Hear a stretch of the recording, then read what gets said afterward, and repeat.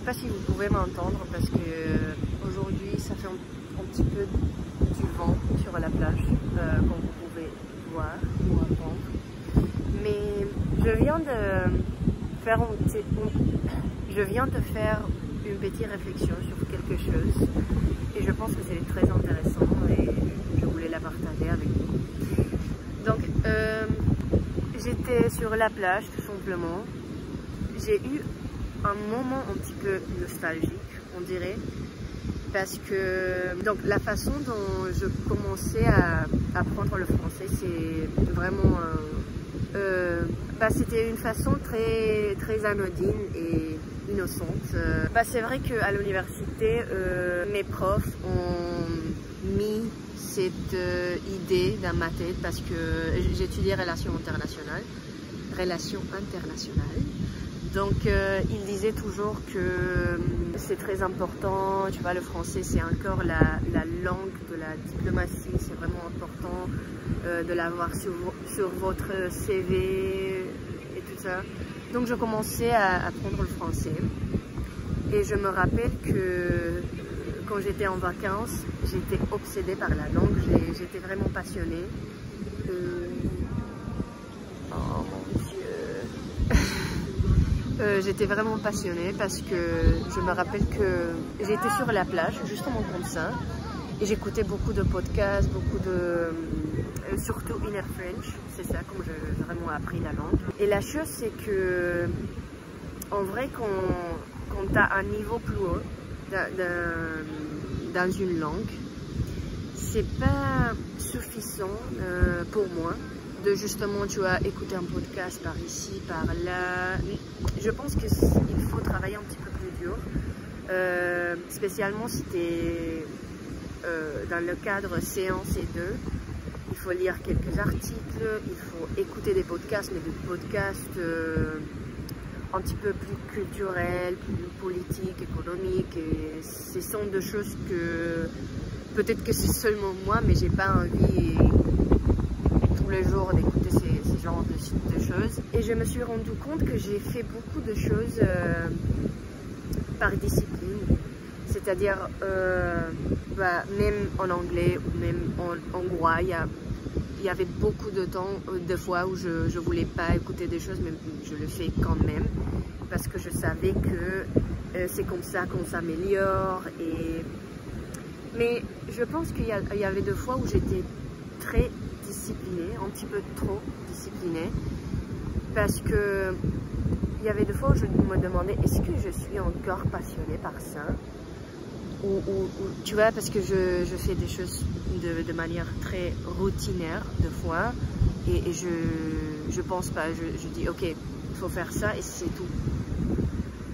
Mais il y a des fois où il faut être un petit peu plus consciente de ce qu'on fait.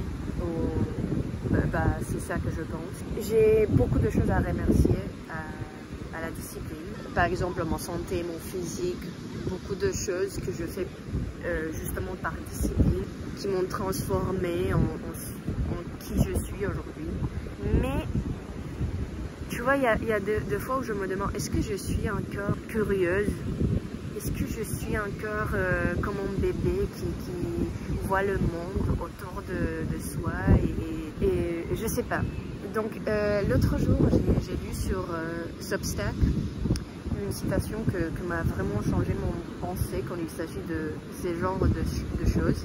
Et je me rappelle pas la citation mot par mot. L'idée principale, c'était que la discipline, en fait, ça vient de la résistance, mais la dévotion, ça vient de l'amour. Et ça a changé beaucoup ma perspective sur les choses que sont difficiles et que je les fais quand même.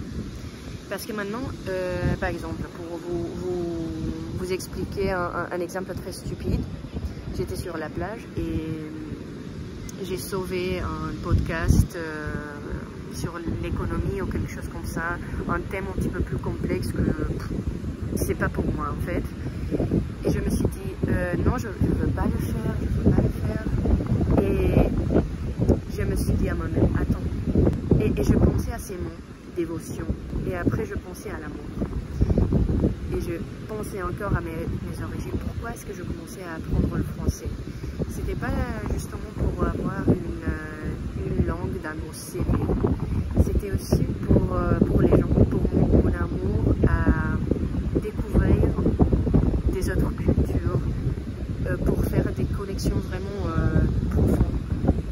Parce qu'il y avait des situations, je sais pas, j'étais dans différentes expériences internationales et avec les gens qui parlaient français, j'ai fait des connexions plus profondes justement parce que je pouvais m'exprimer, je pouvais les entendre d'une façon que personne ne pouvait pas. Et après je pensais à ça, je me suis dit bah, peut-être que grâce à ce podcast que je vais écouter, je vais dans un futur pouvoir m'exprimer d'une façon plus éloquente, plus détendue, et ça va me permettre de faire une connexion plus profonde avec quelqu'un, par exemple.